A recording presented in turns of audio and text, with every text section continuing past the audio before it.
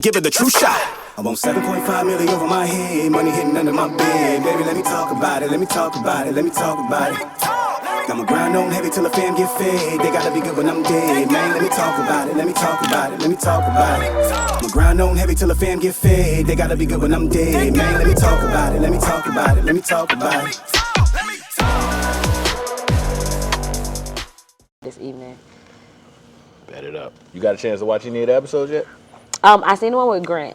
That was the first DJ time. Grant, okay. Yeah, that was the first time Yeah. you came across my social media before you hit me up. So I seen the one with Grant. And I was like, oh yeah, that's dope. I was like, oh my God, I'm learning so much about him. Yeah, man. Like that's one of the things that doing these type of interviews is like learning people's journey. You know what I mean? Like you grow up and you have like idols, of course, that you Was I supposed to sit here?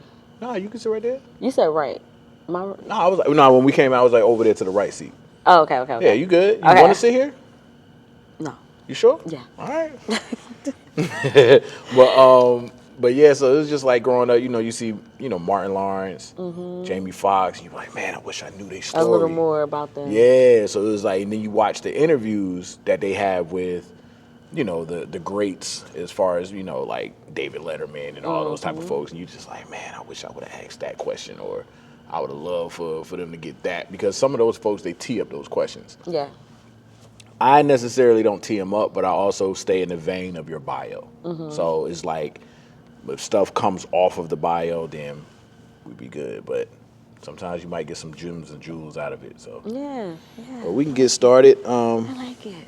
I like to always ask my guests how my hair look, because sometimes it's always over in other ways. Am I good? No, you're good. You got you got the piece that's coming on this. So look, it's doing it on purpose. All right. All right. I just want to make sure I'm straight though. Y'all be watching it and be like this sometimes. Oh no, I got you. You see I'm over here. Nah, that's dope, man. You know what I'm saying? That's dope. How long have yours locked? Probably like a year and 4 months. Okay. Yeah, I'm new to this. Welcome to the journey. I'll say I'm new to this. Everybody be like, yo, you're only a year and 4 months. Your hair was already long. Nah, not really. I mean, it was. I was natural, so I mean, I really don't know. I just had curls. Okay. And my hair just grows fast. Yeah, it's dope though. It look good. Yeah, thank you. You got your own signature look. And I was going for the Janet Jackson. You know. Yeah, velvet rope. All right, I'm with you. That's all I like to hit that. That one and what is it? Her and Busta Rhymes.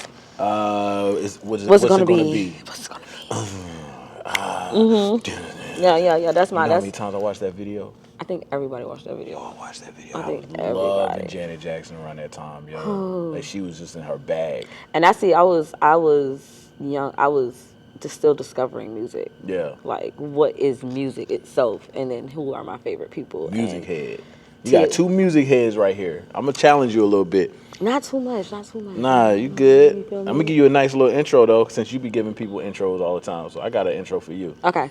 So today's guest is a multimedia personality, radio host, and founder of Pretty Girl Playbook. As the midday host of Hot 97.9, she's built a platform rooted in authenticity, faith, and empowering women to move with confidence and purpose. Please welcome on In True Form, Shani Sweets. Oh, that was so nice. That was dope, right? That was so dope. Hey y'all. Yeah, man. I appreciate you all, the In True Form formats, to join us again for another dope episode. Of course, I'm your host, Corey Truesdale.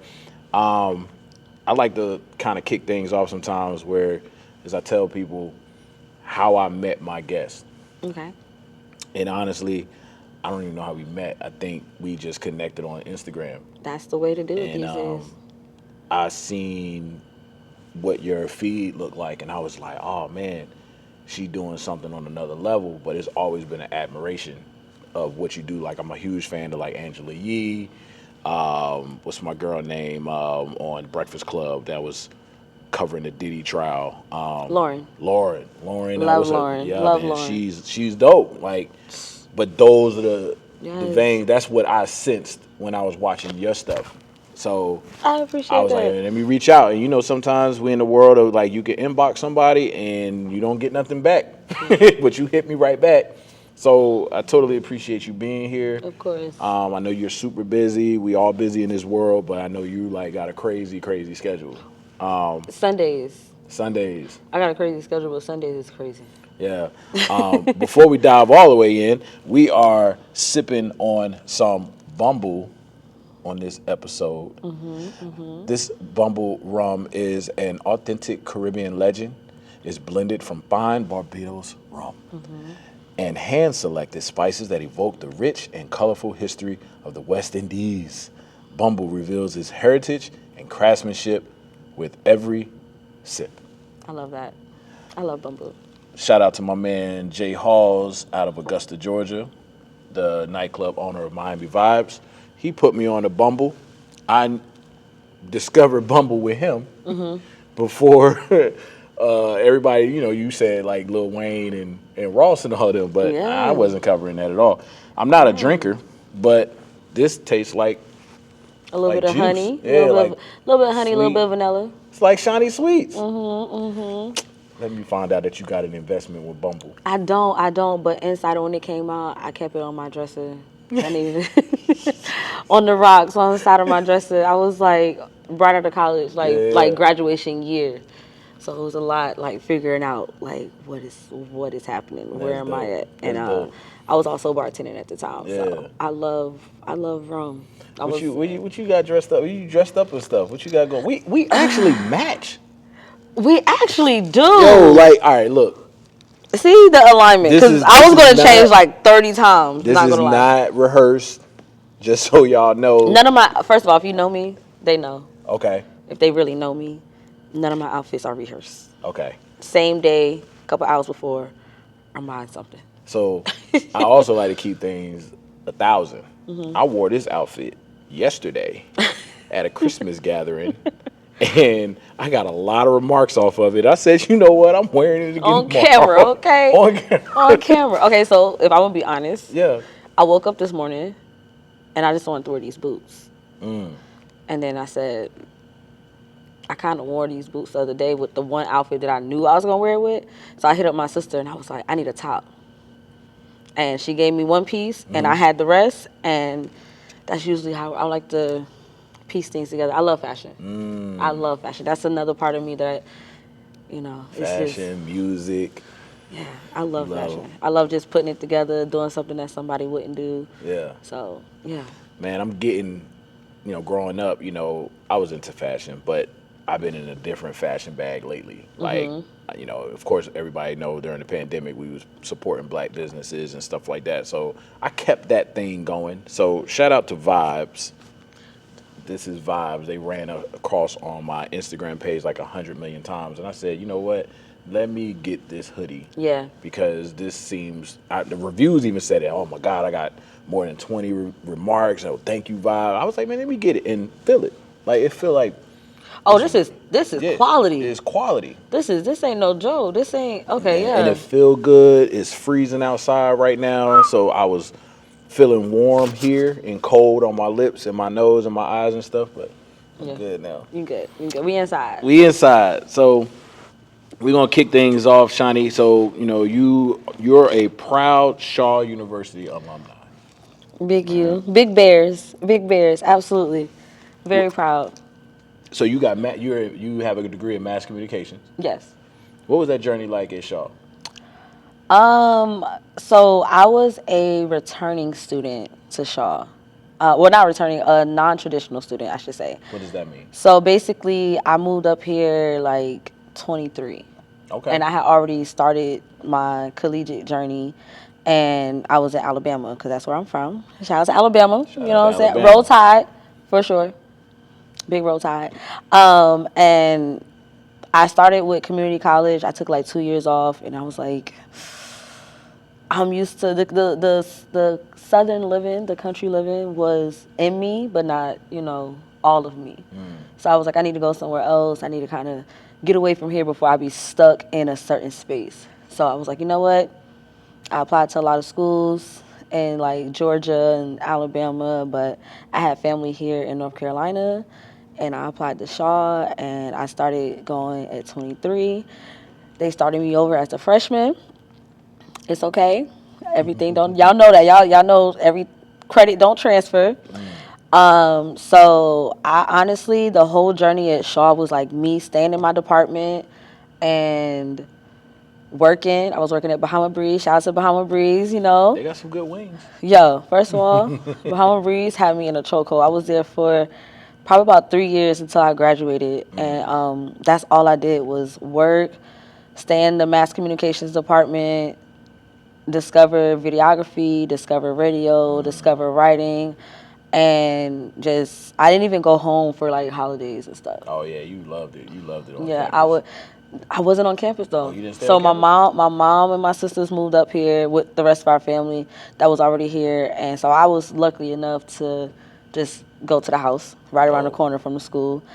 So I was kind of like, I'm not gonna lie, I was a little bit ashamed of having to start over as a freshman. Like I thought I was gonna come up here, be a junior, do my 2 years, and be gone. But the whole experience was eye opening. But I love my department so much. That's all where I stayed. Yeah, you had like that guidance counselor that kind of fed you all the. Cassandra Mitchell. Shout out to Cassandra Mitchell. Dr. Mitchell, absolutely. She What's all with the counselors though? man, she started off as my freshman seminars professor, and she became, correct me if I don't know what was her title. She became, I think, the head of our department basically. Okay. So she moved up to be the head of our department, and just the whole time she just had that mothering, and she did TV, she did acting, she did radio, she did news, she did a lot of stuff. And by the time that she became my professor, she had a full family, kids, all that. But she just that nurturing side. And I remember my senior year, I was taking one of my finals, and she was like, "So you're gonna go for your master's, right?" And I was like, "No, I'm done. I didn't even want to be here. Like y'all made me start over. I still have resentment, okay?" And 6 months later, I actually applied for Full Sail University, and I went and got my master's. So Congratulations. thank you. She seen it in me. She seen something that I didn't see. She kept me going. She was open enough to let me go sit down with her in her office. Her and Dr. Oprah, she was another one. She was actually over the radio aspect. She did all of the radio classes and stuff like that. So the first time I ever sat in a radio station was at Shaw, because we were at the time the only HBCU that was on the FM radio instead of AM. So yeah, that's where I found my voice. I didn't even know I didn't even recognize that I had a voice. I never talked on a microphone before. Did you like the way your voice sound when you heard your own self? Because I hated it at first. I never had a problem with it. So you always I like was to cool talk. with it. You used to have like the little recorders back in the day and be recording yourself and act like you interviewing somebody? No? I didn't do none of that. I started in media in general. I started writing in 6th grade and publishing articles online. Wow. Or stories, I should say. I used to create my own stories, and this is like Scream Tour area. So B2K and all of them. Bow Wow. period. They about to go on tour, y'all. Give me some tickets. You know you going. I don't know why you tripping. So no, seriously, like I was like in 6th grade. B2K was popping. Bow Wow was popping. Megan Good as an actress was popping. You know, You Got Served, like just all that. Ashanti, Ja Rule, everybody was popping. And Summer Jam, all that. But me and my bestie, shout out to Kanea, shout out to Portia, and Tay, we was just obsessed. We was obsessed. So I ended up moving from the city, because I was living in Connecticut at the time. So I ended up moving from New Haven to Milford, away from that's like 30 minutes. But like if you're a kid, it's like so far. Right. I can only go back on the weekend. So when I used to have to be in the house, AOL was popping. Mom was at work. She used to call first of all, she called, because I had the internet plugged up. She couldn't get through. But I was writing stories, and I would take pictures of all these different artists, and I would create them a new name. I would create them a bio, and I would just create a whole story. And then I would post them in chat rooms. That's when chat rooms was popping. And so I would post these stories and have different chapters. And so that's kind of how I entered into media. Okay. And yeah. So prior to Shaw, what sparked Shani? What was that aha moment that you had when you was just like, hey, yo, this is what I want to do? This I is what I wanna love go to school for. dance. Okay. I love to dance. I think that was my first like introduction to entertainment. I started dancing at 5. But I moved a lot. So I wasn't fortunate enough to like start and finish. It was like you start and then you gotta move. Or you start and hard times, single mother. Was that traumatic for you? You a single mom After or your mom was a my single? mom was a Your single mom was mom. okay, so she raised you all by yourself. Yeah, Any me and my siblings? 2 sisters. Okay. My mom has. I'm the oldest of 8. Wow. Yeah. Okay. I'm the oldest of 8. Shout out to all my siblings. I have one Shout out brother to that's older than the me. Brady bunch. Yes, I have one brother that's older than me. I have 8 that's younger than me, and my mom has 3. Me and my 2 sisters. So for the most part, she was moving. She's from New York. My dad is from Alabama. Oh wow. But she's from the Bronx. Let me get that clear. You know what I'm saying? Country and city. Yeah. Yeah. So, and then we lived in, like I said, New Haven, Connecticut for a while. So it was always a lot of moving and, figuring out and, just, I was the oldest. Me and my sisters on my mom's side, we're like 8 and 9 years apart. So I was like step-in parent. You know what I'm saying? I was about to say that's where the maturity came from. Yeah, make sure your sister's good. This is how you cook. I've already cooked this part, but make sure you cook the rest of it later on. My mom worked like 12 hours. Did a lot of delegating in the house. Yeah, my sisters probably have another story because I honestly was like, why are they here? But after a while, like, no, it was really so much of just finding outlets whenever I could. You know what I'm saying? So I would, whatever I could get into, and at that time, if mom said yes, then I was doing it. And 9 times out of 10, it was dance or cheerleading. I did dance. I was like a little majorette for a high school when I was 5. So I used to come out there doing the little. Had the baton and all the things, and then I went to Cooperative Arts and Humanities High School in Connecticut. But once again, I started in 9th grade, and then we moved before my 9th grade year was over, back to Alabama. So there's different curriculums and things that they have. Yeah. It's not the same. It's not like going from. And sometimes you be behind. Yeah, you could be behind or you could be ahead. You could be ahead, yeah. So I was ahead. So when I got down there, it was a little slow for me. So they didn't have dance, and they had. Yeah, they had cheerleaders and they had an aerobics fitness class, but the teacher was a ballerina, or she Was that studied traumatic ballet. for you? At the time, I didn't realize it was. We didn't know those words. Yeah, right. Like, we didn't know what trauma and toxicity and all these things were. Facts. But as I got older, it did play a part in what took me so long to know what it was I wanted to do. So I ended up finding out what I wanted to do through anytime I could dance, go out, party. I had my first house party at like 13. So that was like my freedom, my outlet, having a good time. My mom, besides working at the hospital or working at a restaurant, like she would bartend. My grandmother worked in the food industry in the lunchroom. She was the cafeteria lady. Okay, everybody knew her. She did it from when my uncle and mom was kids. Get in the back of the line. Don't you be skipping the line. You know better. No. She let people skip? Me. Oh, yeah, I ain't talking. Yeah, I was talking about she was telling the other students. No, it depends. It depends because she had a lot of babies. That's what's up. She had a lot of babies, a whole lot before I was even born. Yeah. Everybody loved my grandma. Shout out to Miss B. Period. Shout out to Miss B, yo. But yeah, she had a lot of babies, and then on my dad's side,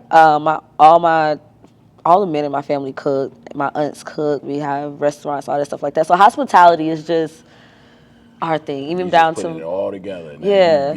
You be giving the hospitality to. Yeah. So I'm like you okay? Yeah, You need something? yeah. Your food good? Yeah. And then I'm on the microphone. Hungry? You still hungry? Yeah, and then I'm on the microphone. So it kind of all made sense, but I don't know. I think I seen while partying as I grew older. The DJs, that's what you was attracted to. Yeah, that, and I was a TV kid. I was the kid when 106 Apart came on, the commercial, the intro of 106 Apart when they dropping the bikes. Oh yeah.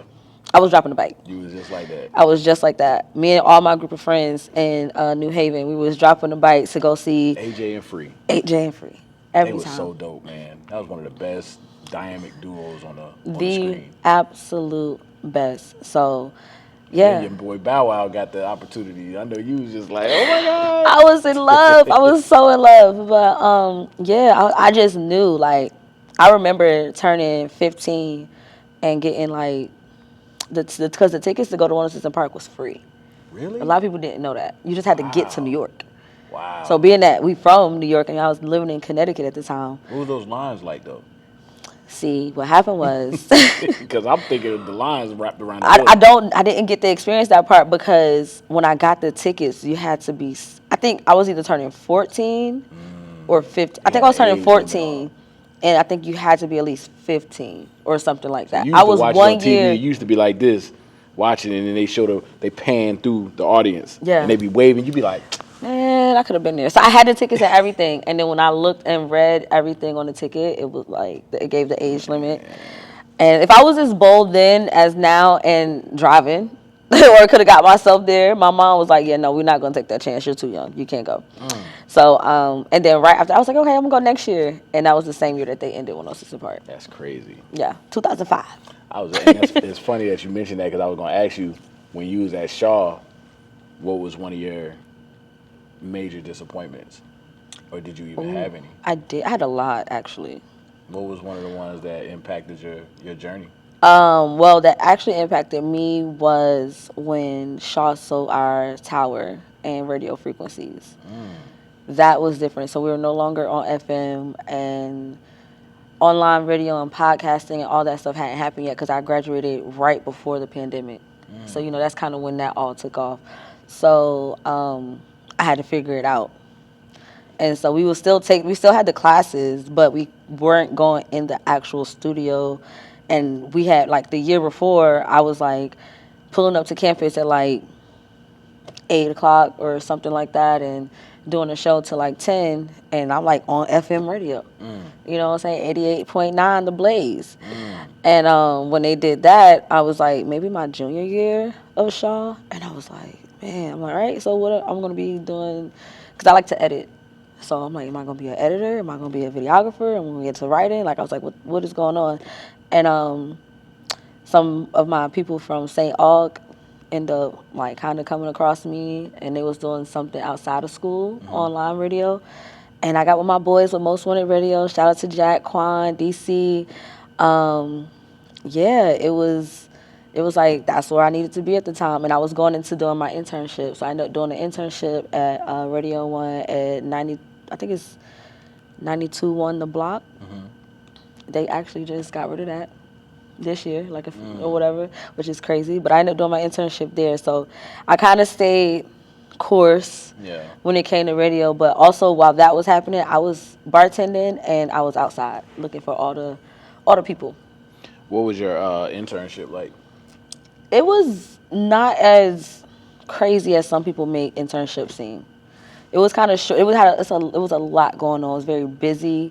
I didn't really get to do a lot of things, but nightlife is just always a part of entertainment, so I just learned where I could. So I would go down there. I would stay with my cousin in Charlotte for, like, over the weekend, get out of class on Friday, drive to Charlotte, straight out of class, come back, get to work on Sunday, go to class on Monday, and just get whatever experience that I could get in. Probably should have did a little more focusing, but You had a lot of fun. I was having fun, and I think it prepared me because I just would watch. My dad knows this now, I think. But anyways, I started going out when I was 17. So You had to think about it for a second.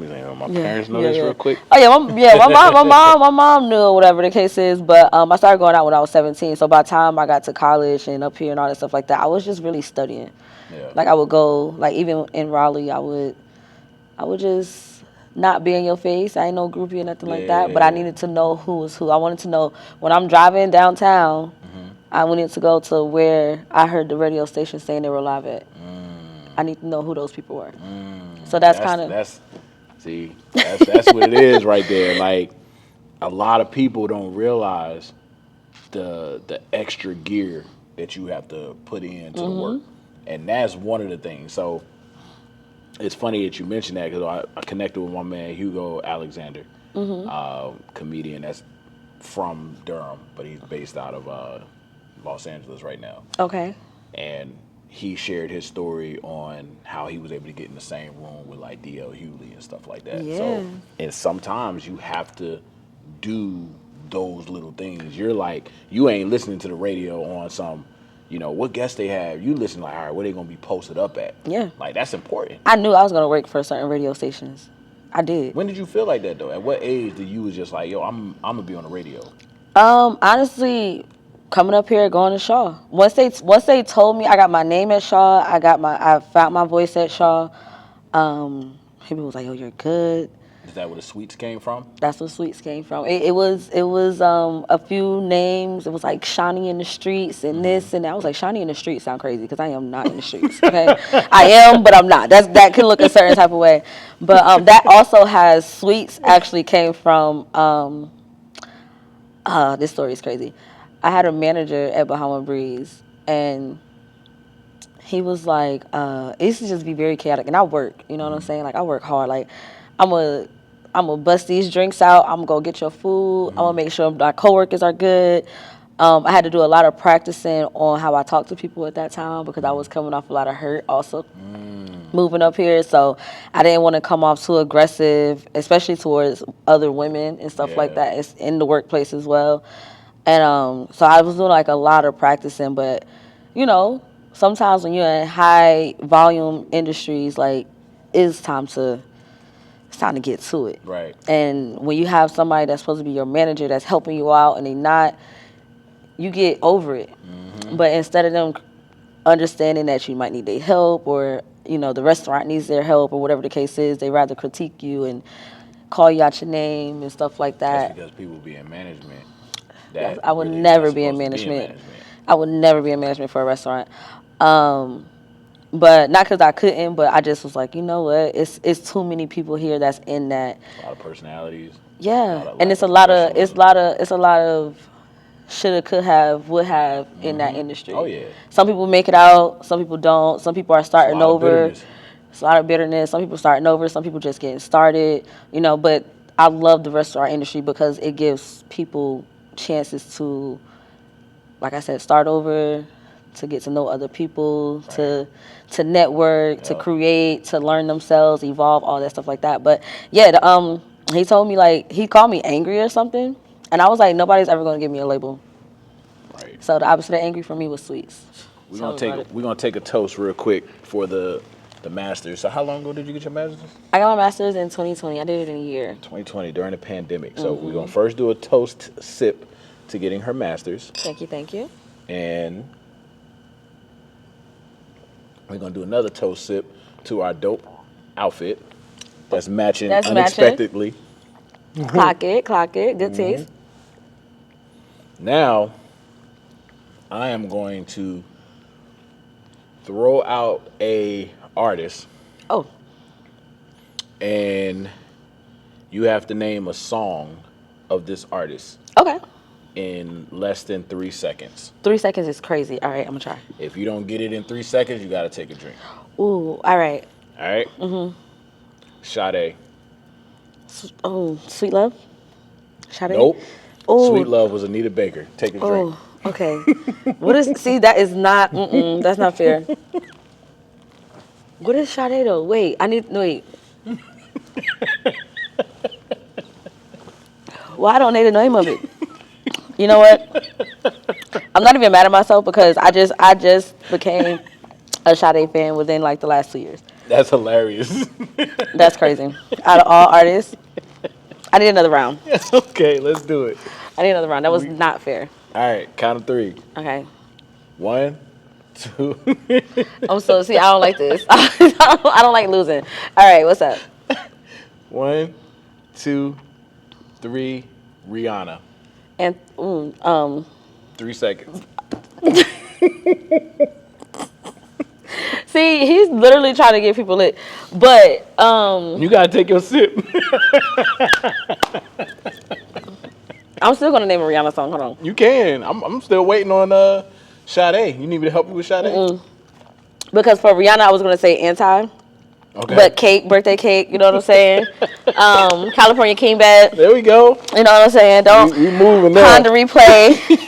Don't play with me, okay? I know my Rihanna, but 3 seconds is crazy. That's crazy. Because I'm really right? gonna say anti because the baby girl ain't put out no music in like That's so funny. 15 years at this point. That's so funny. So I got a question for you. All right. So Okay. the grind before the mic. The grind before the mic. Before radio became your full-time lane, you were bartending, podcasting, and working online radio. Yes. What did that season teach you about patience, discipline, and betting on yourself when the outcome wasn't guaranteed? It taught me how to bet on myself even more. It taught me how much halfway in, halfway out I was. I was all over the place. I was trying to do everything. I wasn't 100% confident in that I can do it. You mentioned earlier that you had some issues that occurred earlier on. Mm-hmm. You open to peel that back a little bit? Okay, where are we going with it? I just want to know what was that disappointment? What was that you were moving from one place to the next and you're like, man, I don't want to experience the hurt again? Man, What was that hurt? Was it relationship wise? Not in love though. Okay. It was in friendship and family. You had a friendship breakup. Yes, very much so. That broke my heart. That actually kind of kicked me into high gear of moving to North Carolina. What was that friendship breakup like? And the reason I'm getting there is because, we've all had them. Yeah. But a lot of people don't talk about them. And you have them in multiple seasons too. Absolutely. So I've had multiple friendship breakups. It hurts more when it's your fault. But the first one I ever experienced, I felt betrayed. Really? Yeah, I felt betrayed. Young guys playing the field with friends. Just leave it at that. Yeah. But sometimes you just don't expect it. And I've never heard nobody say, though, it was their fault. That you're the first person I actually hear mention it was absolutely. Their fault. We know people that it's their fault, but they ain't going to come out and be like, yeah, it was my fault. Because, like I said, the first time I experienced a friendship breakup, it was not my fault. You know what I'm saying? Yeah. I was the one that was betrayed.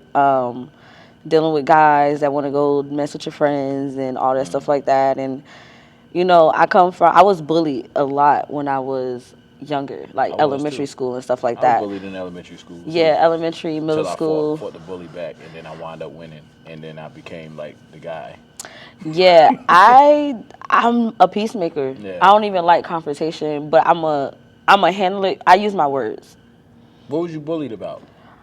I think it's because I was a new girl from the country. Nobody knew you. Nobody knew me. Talk different. My dad kept me and my siblings fly. So I went from Alabama to Connecticut, and I was wearing Tommy Hilfiger, Burberry. Fresh. People You know what I'm like saying? that. They're like, oh, what's that? That's country, because it's not Jordans and stuff like that. So like I felt like, oh, this is not popping. I need some Jordans. I need some Timbs. You know what I'm saying? I didn't know, like, my K-Swiss and my Burberry and my fur jackets that I had and all that stuff like that was still the thing, Right. But I had fly adults, making sure their kids was fly. You know what I'm saying? Get some of the best of the best. And honestly, shout out to Gaston, Alabama, okay? Shout out to Gaston, Alabama, because when I say we gonna step, baby, we gonna step each and every time. Kids gonna step, grandma's gonna step, daddy's gonna step, mama's gonna step, aunties, we gonna step. And we like 2 hours from Atlanta as well. Right. So we were, and even though, like, living in Connecticut, New York's right there, but it was just different, like Harlem, their fashion was different than the Bronx and Brooklyn and stuff like that. Harlem they set the tone. Okay. You know what I'm saying? What was those outfits? What type? Well, who do you know that's like Dapper Dan? Dapper Dan, for instance. Called Kanai. Okay. You know what I'm saying? They was popping out when Gucci was becoming Gucci. These are some of the names that's behind that. But like from my dad being from Detroit with the furs and the Kangos and the hats and the canes and all that. Yeah. When he would buy stuff for his kids, we would have that. Was your dad a hustler? Absolutely. Yeah, my absolutely. dad was too. The biggest. You said all the outfits and the brands, and I'm like, yo, my dad wore that too. And your dad had a Cadillac. Yes. Yeah. That was actually the first car that I started driving. My dad used to. So I'm gonna put you in on a little something. So I do comedy. Okay, I'm gonna do stand up one day. You need to do it. Because it's all storytelling. But Exactly. my dad, when I was younger, I used to think, I was bonding with my dad. I'd be like, yo, my dad's spending time with me. I'm like 4 years old. He'll sit me on his lap. While you driving? While I'm driving.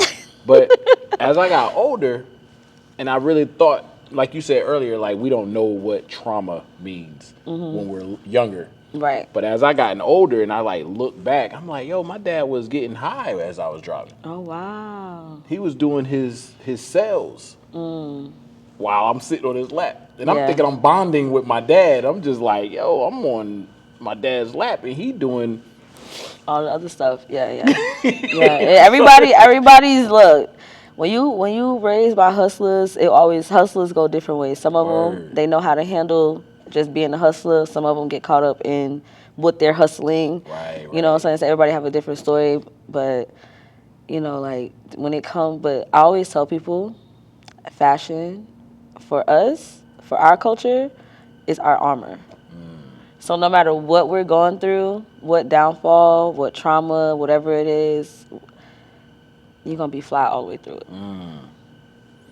So that's what we see as growing up as kids. We see the flyness, we see the cars, we see the people around, we see the love, you know what I'm saying? We see the money coming in and all that. Like me, my siblings, we'd go to my dad and tell him that we need anything, and he was going to make sure we had it. Right, you know what I'm saying? Right. Like, even if it was right then. And it got to a point where I remember, like, my mom having to call him and be like, don't let any of these shorties come up to you and tell them that your daughter asked for nothing. She gonna come ask you, because it got to the point where people would say, hey, I seen your daughter. She said she wanted this. I don't know that lady. Right. I don't even wear that size. Your daughter don't even wear a small. Okay? Like, so it was like stuff like that. And even in that way, like, of course, they get with spouses that's also fly. You know what I'm saying? So my dad, like, my bonus moms, like, fly. Yeah. You know what I'm saying? They held it down. My mom held it down. We never needed or, seeing certain things that we didn't need. So we had to grow up. And I remember they told me, like, I was asking questions. Right. Like, why is this like this? You know what I'm saying? Like, why can't I just go and ask for something and I can get it? So it was just like a little bit like, okay. So once I learned, I was like, oh. So what you dealing with earlier on, you mentioned about the friendship breakup. Yeah. Like, how's your trust levels now with people? Because I know sometimes that can be affected.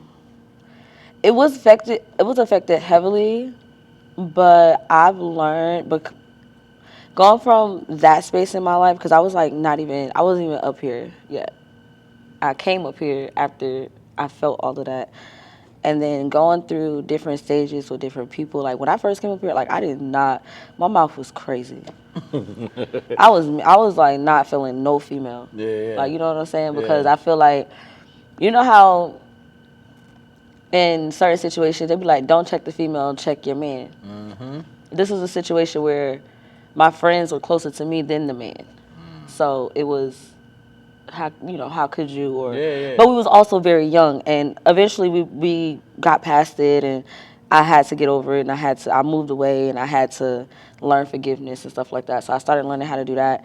But then when I became, after a lot of time passed, when I became had a friendship breakup, and it was because of me and the things that I was allowing in my personal life that just affected people on the outside. Not that it was directly towards that person, but it was just decisions that I was making and allowing.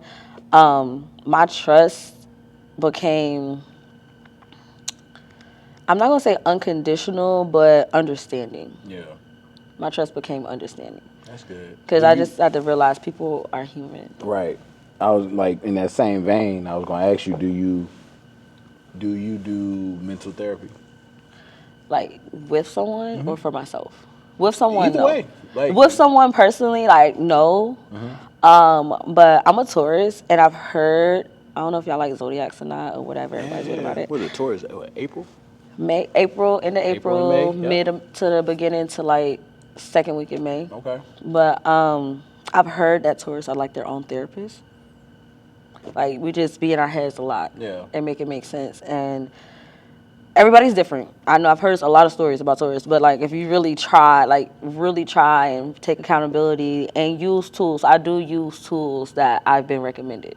So I journal a lot. Like That's that good. Write your thoughts saved down and stuff. that saved me. I journal, I meditate, I do yoga. A little bit off my journey right now. Okay. And it happens, Okay, yoga. it happens, but Do Pilates? no, I haven't gotten to Pilates yet. Okay. I'm interested. I'm interested in that, and I don't know exactly what it's called, but when the girls are like spinning the ribbons. Yo, I don't know the name of that, but I know exactly. You know what I'm talking about? I did a photography gig for that. I just Yeah. don't know what it's called. I don't know what it's called, They but said we need you, Corey, but we don't. Something. It's something. But I'm interested in that. But I feel like journaling is like really big. Really big on shake some ass and touch some grass. There you go. You know what I'm saying? You do like to dance a lot. When people visit your page, they see you dancing a lot. Yeah. But that's like I said, That's that's one of my outlets. And because I wasn't able to ever stay consistent in dancing professionally or like studying it, I get it where I can. Yeah. You know what I'm saying? So You've interviewed a ton of people, like a lot of people. Who's been like your what's a story that you can give that that stands out to you the most from that I've your previous interviewed? interviews that you still think about, like, yo, I interviewed this person and they told me this, like. I'm not gonna lie. Malik Youssef. Are you familiar? What was he in? He's a Grammy nominated writer and wordsmith. Okay. He's worked on Kanye West album. Okay. He's worked with Common. If I'm not mistaken, he's from Chicago. Okay. If I'm not mistaken. How long ago did you interview him? Man, I interviewed him before a lot of people even knew who I was. Really? Like he was like top, like. And that still stands out to you. Still stands out. He gave me so much wisdom. What's so one of the much things wisdom. that he shared with you that was like embodying type vibe? Honestly, staying true to yourself. I remember him telling me a story like, sometimes you work with people that you're not going to get along with, but y'all make magic, y'all make money, and that might be the biggest check you ever get, but you do not like them as a person. Shaq and Kobe. He worked with Kanye West. Scotty and Michael Jordan, apparently. You know what I'm saying? Like, he worked with Kanye West. He worked with Kanye. So he didn't get along with Kanye. I don't know if they didn't get along, but just some people just have artistic differences. Right. You know what I'm saying? Right. And that was just one of the things that I remember him telling me. And a lot of people don't even know that I interviewed him. I believe I still have it up on my YouTube, which was super dope. Another one would be Big Mally, who's from the Carolinas. We had a very intimate moment on accident. I ended up asking her a question. Nobody, you know how you debrief with somebody? Kind of how you do, like send me a bio, blah, blah, blah. And I thought about her when I sent the bio, and I was like, dang, I didn't send him my untouchables.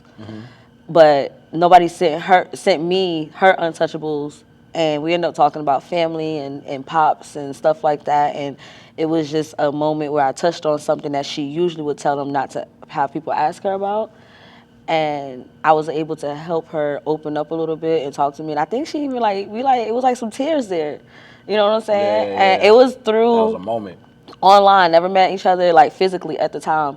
And then we probably seen each other twice after that, and it was like super big love. Like y'all known each other. Like we've known each other forever. And then Tia Corinne, and it's crazy because I interviewed all three of them like back to back. Tia Corinne, also from the Carolinas, and I just learned that she was a mom, and she was telling me her story. Her daughter was actually in the background while we was doing the interview. That's dope. And she's looking all proud. Yeah, and like every time I see her music coming out, like even she just dropped something, I'm like, yo, like this is crazy. Like I really like talk to these people. Yeah, you know what I'm saying? Like from legend to beginners to just all in between. And it's just I'm starting to understand that feeling. Yeah, it's different. 24 episodes in, 25 episodes in. Actually, no, you're going to be the 27th episode. That's crazy. I've been talking about 27 all day. Really? Yeah, I don't know why. I just been saying that number all day. That's crazy. Well, yeah, you're my 27th episode. When you go to YouTube and it launches, it's going to say 27.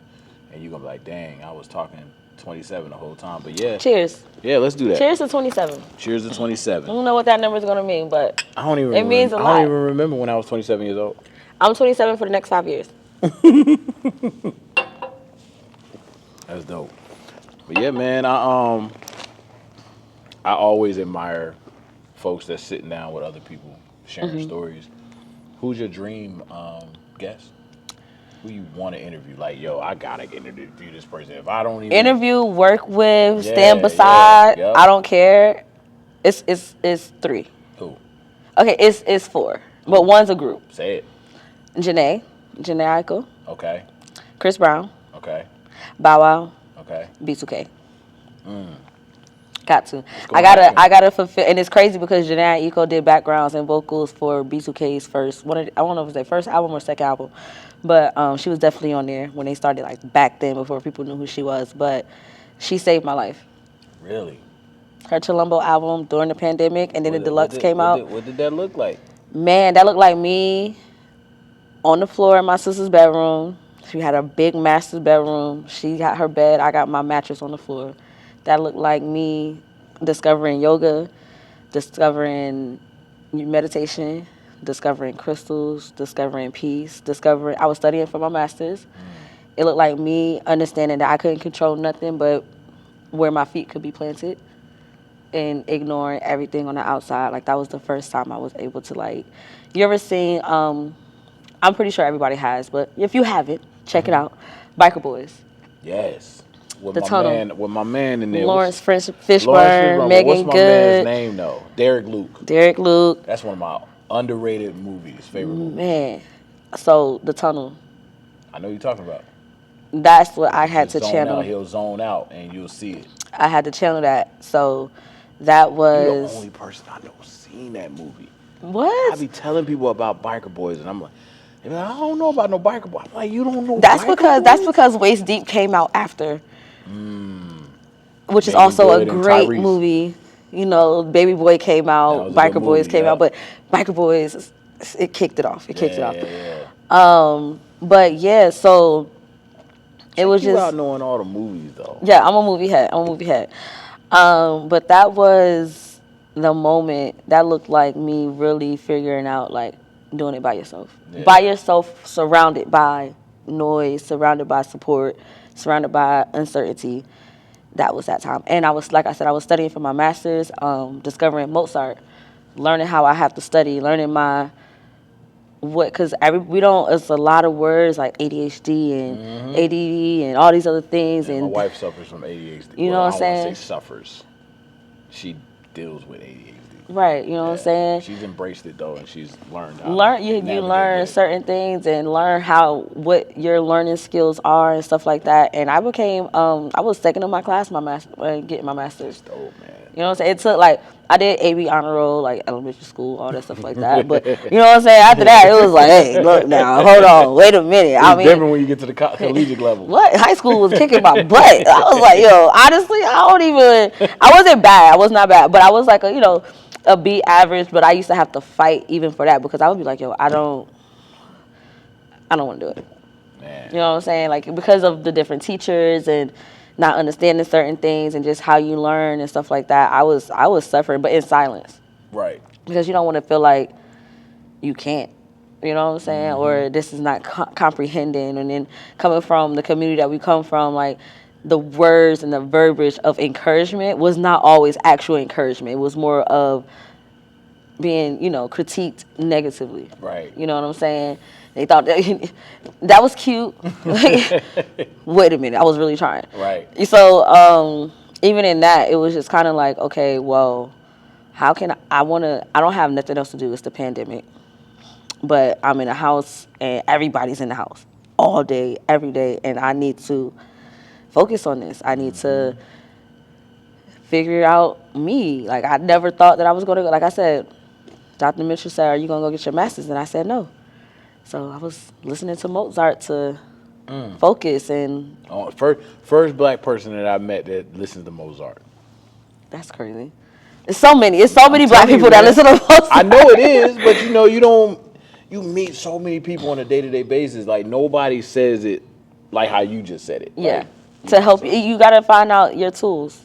So that was the space of me finding my tools.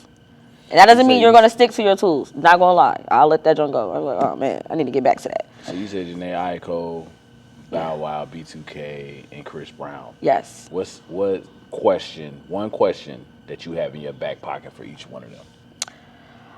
So for Janae, I would say I would actually ask her what prompted her to be so vocal in peace. You know what I'm saying? Like to expand that into her music, to bring peace and frequencies and just meditation to the R&B, alternative R&B, hip hop, black culture of music. Like that's very different. For Chris, I would ask him. He a Taurus, so we've been going through it. Okay, I would really ask him what was that moment that he decided that he didn't want to be what society was trying to make him. You know what I'm saying? Like, what was society making him out man, I mean, don't get me wrong. Hitting a woman, being abusive, all that stuff is absolutely not right, and not one way. But as a woman, understanding that it happens in two ways, Yeah. and understanding that it also comes from what you witnessed as a child, Right. and all that stuff like that, trauma, and then the pressure of being Chris Brown since you was all 16, yeah. and all that stuff like that is just like, that's just a whole nother level, and he could easily became some of the artists that were in his shoes in the 80s, in the 70s, and it took them until they became 50 to realize it. And fix what they, or he's at least still try to young. fix or attempt. You know what I'm saying? He's still very much young, very much forgiven by, I want to say, from what the media looks like, from the people that he hurt. He's still selling out. You know what I'm saying? Like, listen. Still selling out. A lot of people still oppose. A lot of people try to compare him. Like, people try to compare him to people that have done wrong by hundreds of people. There's no comparison. You know what I'm saying? He had maybe one or two incidents. He was like, 18, 19, or whatever the case is, and had to carry that barrier for at least. How young he was when that happened with him and Reed? Yeah. Wow. Now, don't get me wrong, other things happened with him and Karrueche and stuff like that. She has her story as well. So he wasn't as young, but that was his next serious relationship. Right. And learning how to heal for yourself to not hurt others. You know what I'm saying? Like, that's a really, really big thing. And so I know how much people have come down on him, but I see, even from a distance of not knowing him, how much he's tried to not be or stay in that space. Yep. You know what I'm saying? So that would be my question for him. Bow Wow, I don't know, because it could get a little...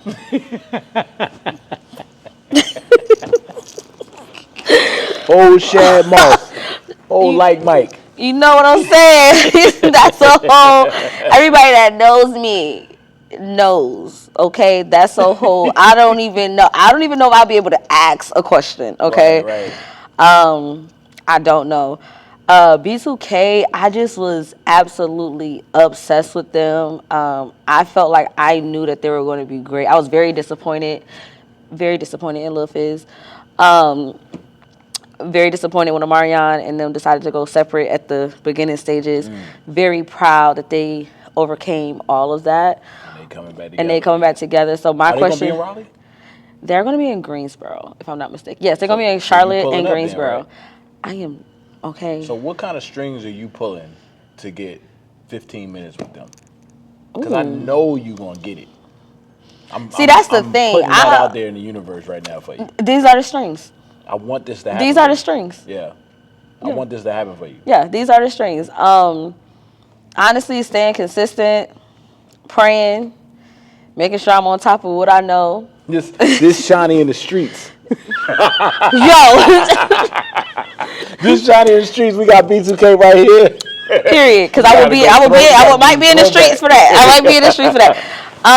Honestly, but yeah, no, for B2K, I would definitely ask them, especially because I feel like because one, Janae and Omarion share family. Right. So I would definitely ask, like, what it took for them to actually come back and overcome all the different emotions and get back to that true friendship. Because I am a whole heart believer, like, even though you have friendship breakups, some breakups are permanent and only in friendship.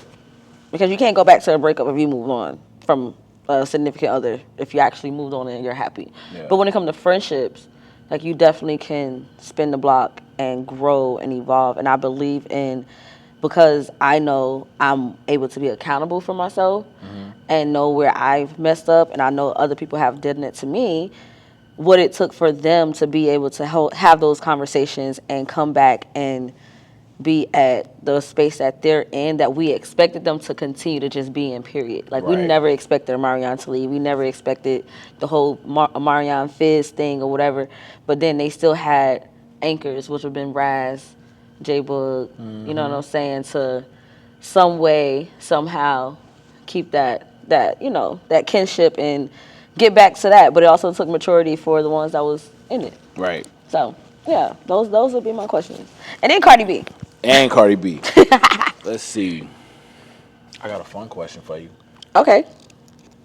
Fun question. You ready for it? I gotta take a shot? No. Okay, cool. I got a long night after this. Okay, the night doesn't end on Sundays. Sundays with Sweets. Hit me up. Sundays with Sweets. Sundays with Sweets. You have a ball. Before we go into this question, though, explain what Sundays is sweet. Explain Sundays with Sweets. Also, talk about where people can find you. Okay, so Sundays Shout with out Sweets. your podcast and everything too. So I haven't been podcasting though. Shout out everything that you got going on real quick. We're gonna get into it, but shout out to the Pretty Girl Playbook. That's my baby. That's my heart. That's what all these stories that you're hearing now, ultimately, we found a name. We found an umbrella to just put everything under. So the Pretty Girl Playbook is breaking generational curses, facing ugly stigmas, and eliminating those tired, bad habits. Okay? Doesn't mean it's going to happen overnight, but that's what we always working towards. Sundays with Sweets is like, I host at the venue, so you can find me at the venue Sundays, 12 to 5. And I am... Where's the venue? The venue's downtown Raleigh, 327 West Davie Street. And it is a vibe. It's so family-oriented. It's so real. It's so much fun. It's such a safe space for women. Guys, I need you to pull up, because once we get the liquor going, we looking around like some hunters, okay? They be looking at me like, where the men at? I be like, where your friends at? I don't know. I just came here to do a job. But it's so much fun. But I just realized, like, from bartending at Bahama Breeze, I worked at Chili's, I do the podcasting, the hosting, just making sure people good. I love people. I'm just cool. I'm so cool. And people love me, and I love people. The Real Sweets, TheRealSweets __ on Instagram. What's your YouTube? YouTube is Pretty Girl Playbook. TikTok is Pretty Girl Playbook. Facebook, Pretty Girl Playbook. I also have an Instagram that's Pretty Girl Playbook. So everything, I had to go ahead and make that a thing. Pretty Girl Playbook everywhere. But it's always The Real Sweets. Cash App is Real Sweets. 2 S's at the end. Donations are accepted. Donations are always accepted. But yeah, I host at a numerous amount of places, and on Sundays it just became a thing where people just wanted to know where I was going next. And after that, I'm just like, well, I'm not working nowhere else next, but if you want to have a good time, let's go have a good time. And then it just turned into me supporting other people, because multiple people, like my girl Sunny has 4 to 8 at Loop. Shout out to Loop, super, super dope. Then we have more things that goes on at Loop. We got Halftime that does stuff on Sundays. And I just, once I get the flowing, you know, I'm just making sure that I can support people and have a good time and just keep it going. And so because I start at 12 and go till 5, the day just don't end. So sometimes I just go meet other people, or people hit me up like, yo, what else is to do today? And we just keep it flowing, keep it going. So yeah, like my friends is going to pull up with me here. It's okay, because they're going to meet me at the jam session tonight. So that's just the Sundays with Sweets. You just have a full day, and you get to really, it's the day before the week really starts. Right. So I feel Everybody. so honored with her being here. Oh, I thank you. appreciate you being here, man. I mean, listen. So this might be a little deep, but I'm gonna tell you this. I talk to my brother all the time, Kenny, and shout out to Kenny Roundtree. He's a award-winning short film actor, and we pour into each other on a day-to-day basis. Like what Yeah. I mean by that is, I mean like, yo, we can get into a full-blown 45-minute, hour and a half conversation on affirmations to each other. Right. Like, yo, bro, you gonna be great. Yo, bro, this happened a year ago. Look where you are today. And one of the things that we talk about all the time is just how people are gonna prioritize you. Yeah. Like, when people see the importance in you, they're gonna prioritize you. There's family members out there right now that I don't hear from. Yeah. Like, close family members. When I reach out, I get nothing back. And you have strangers. I'm gonna call you a stranger right now. Right. But after these cameras go off, I know that there's gonna be some type of relationship moving forward between me and you. Right. But people will prioritize you. Like, I just interviewed Santia Bailey. She's a film producer, casting director, all of that. Like, I just interviewed her 2 weeks ago. Met her in person, and we've been chatting with each other every day. That's dope. And it's like, she sent me her calendar. Like, hey, check out these dates. This is, you could pull up, bring your camera, take pictures. And I'm just like, yo, she's a stranger. Yeah. But you got people out here that are blood. But that's the thing, though. So this is what I learned. Everybody has their own thing. And when you find your thing, when you find your niche, when you find your passion does not equate to family. You right. They're still family, but your passion does not equate to family. Your passion, and when you go work with other people that has that same passion, and I learned that through working with my boys when I was doing Most Wanted Radio. They were the first group of guys or just first group in general, and it just happened to be men, that I was like, yo, y'all ready? We about to go slide, we about to go record this, we about to go edit that, we about to go pull out the cameras and do this, we're gonna go interview this person, we're gonna create this type of show. Like, they gave me that, and I didn't have that. Those are the same people that kind of took me under their wing after they shut down the frequencies at school. So first I was heavy school, and then I realized, like, there were certain times where I would invite aunties and cousins and stuff like that. Now my siblings, absolutely, they're gonna come support because we the same age range, and we in the same space. Right. But for those ones that's having kids and getting married and just doing all these things, they're moving out of this space, and it was never their space. You know what I'm saying? When I want to get out and, like, go networking, even with my friends, like, I have friends that's married, having kids, getting engaged, all these things, and some of them, club life, entertainment life, or whatever the case is, maybe one or two might understand it and get the hustle because that's been their lane before we even became friends. Right. But some of them only treat it as, oh, I'm about to go out. Yeah. But for someone like me, I remember people telling me, like, when I would go out with them and I would, like, slide off real quick, I'm like, I'll be right back. I'm gonna be right back because I'm about to go talk to this DJ. Yeah. I'm about to go talk to this club owner. Yeah, you about to network. Real quick, but that for me, that wasn't enjoyable for them.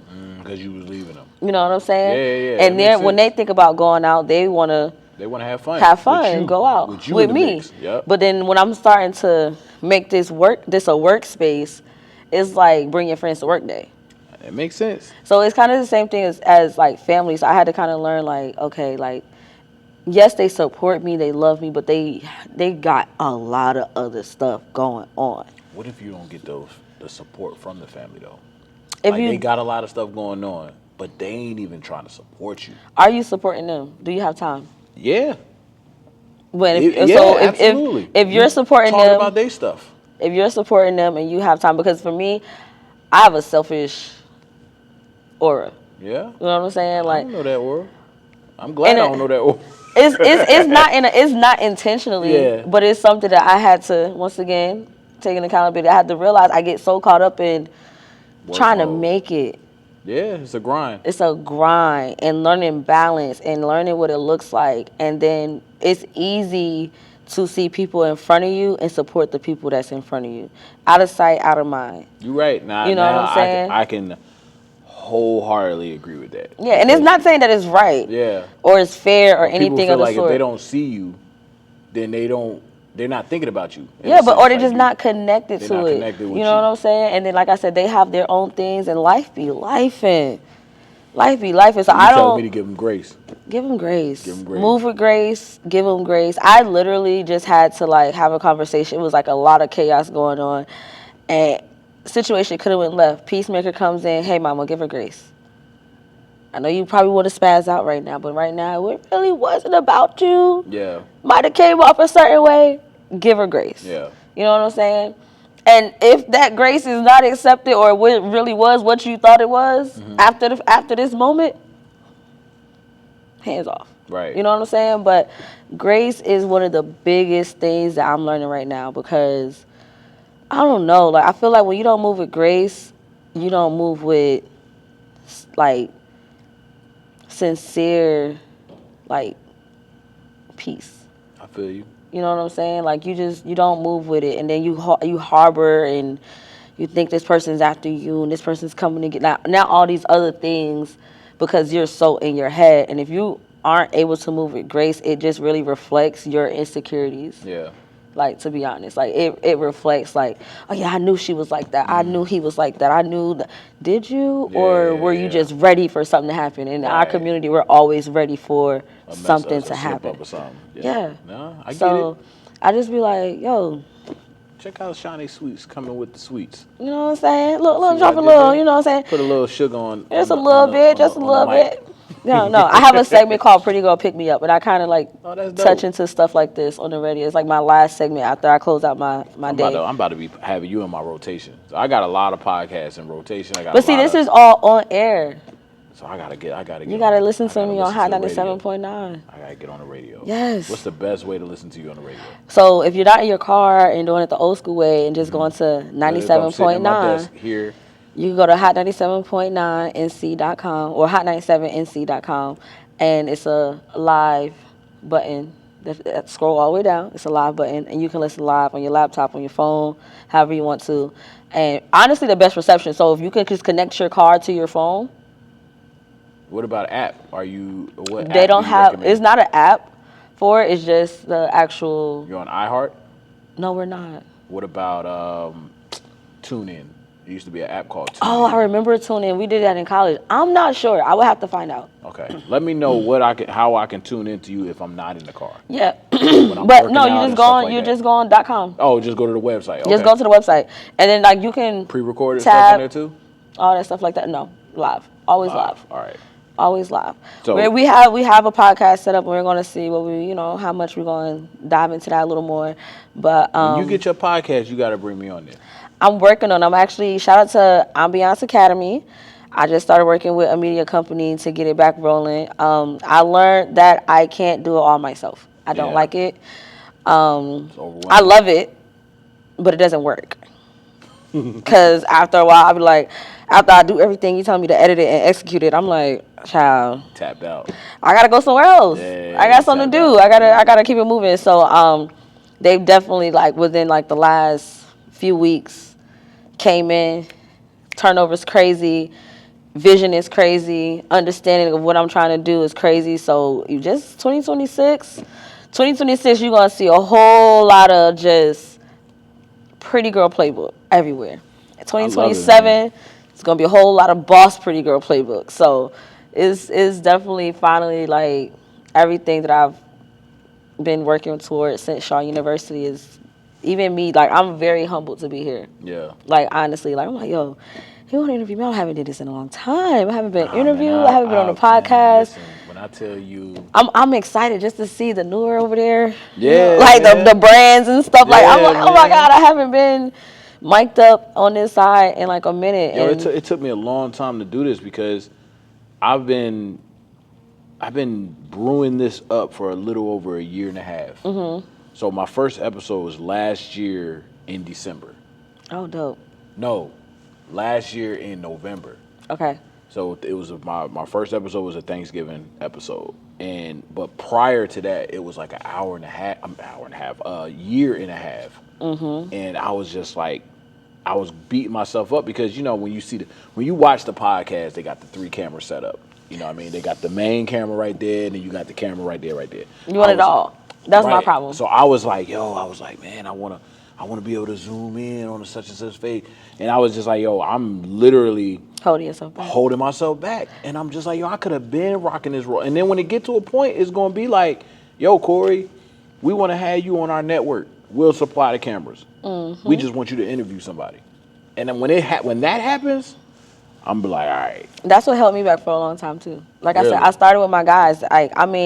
When we stopped working together so closely, and I realized that, my equipment is me.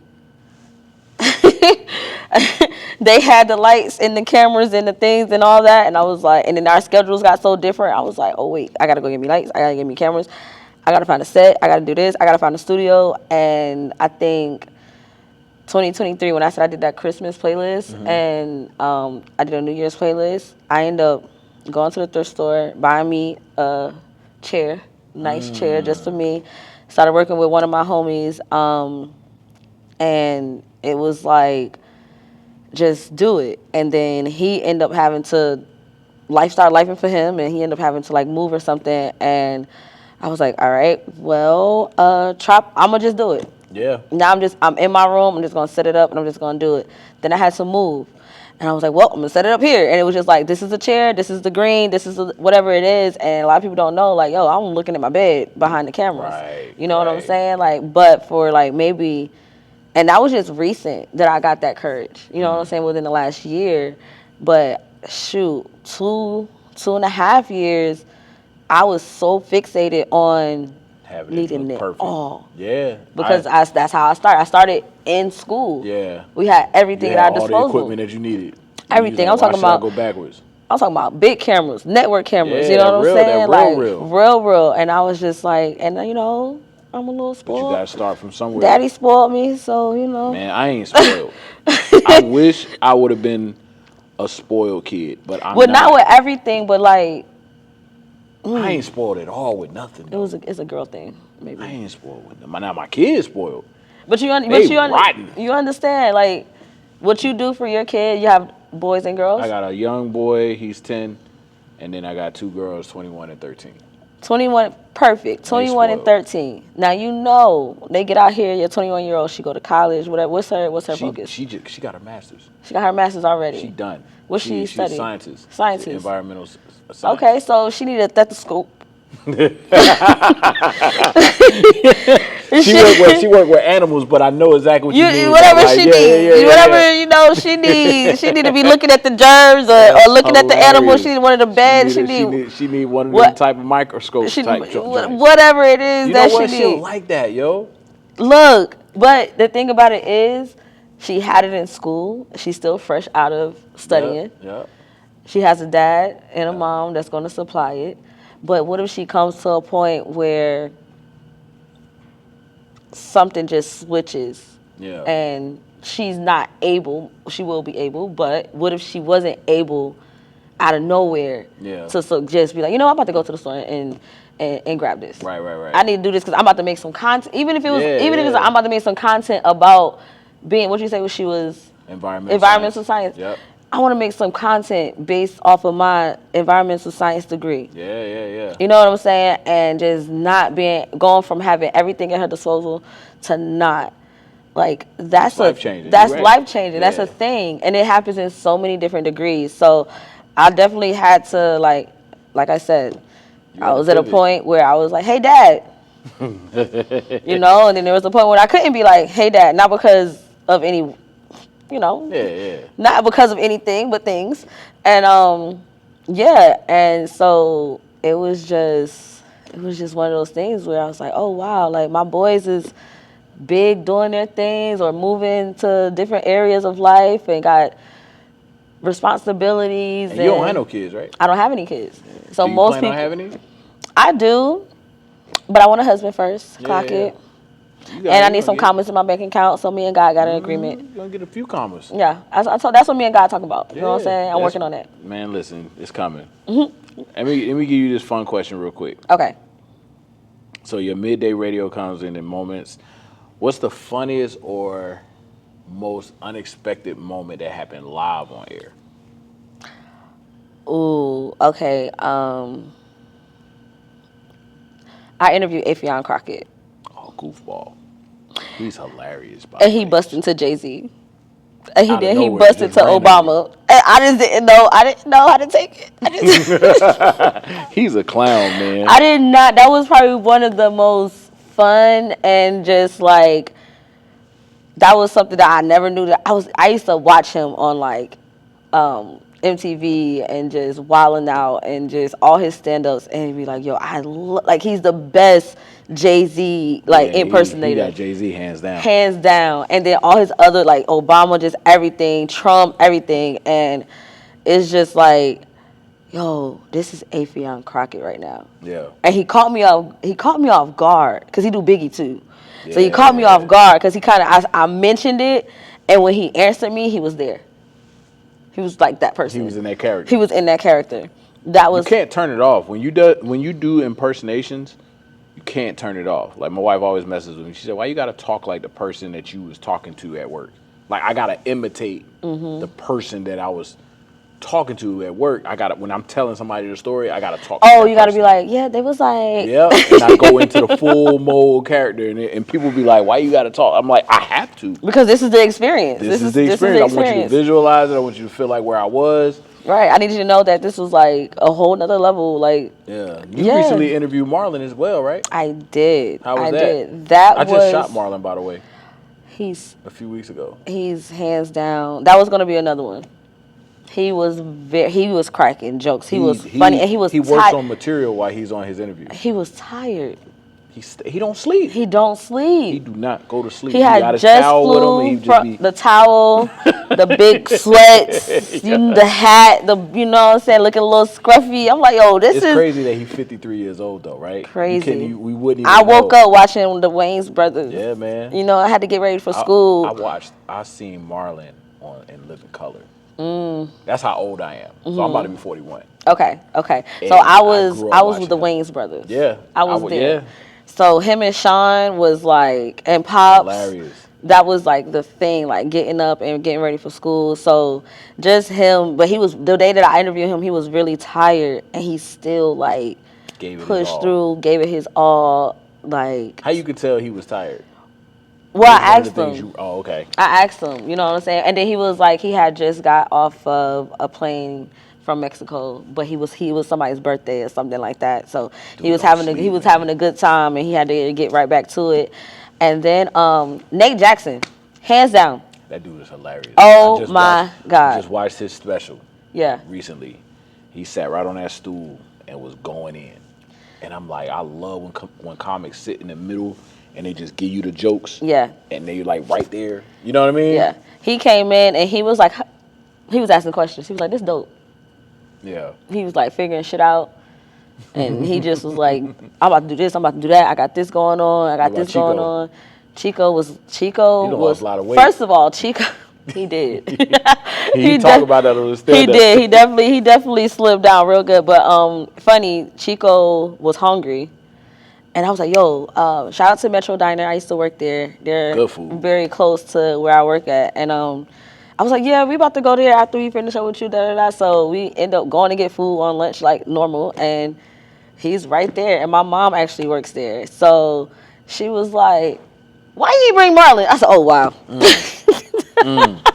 I said, first of all, you was off on that day. You wasn't even here. Let's get that straight. But he was super cool. He spoke to everybody, pulled up, very humble by himself. And you know what? DC is another person I would love to interview. Young Fly?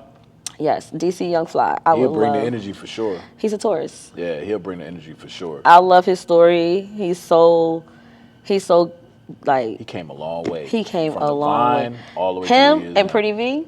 Yeah, Pretty V too.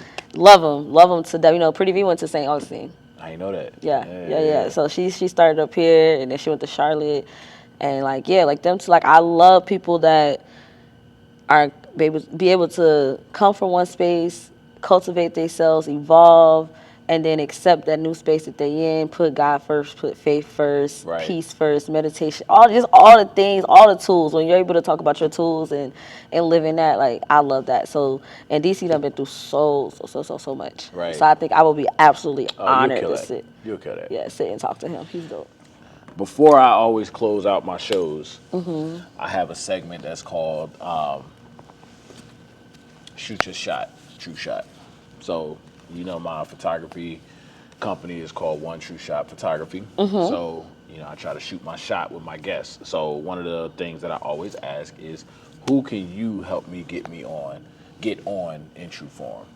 That you know would sit in front of my camera, tell their story, and cultivate a relationship with them. Ooh, that's a good question. I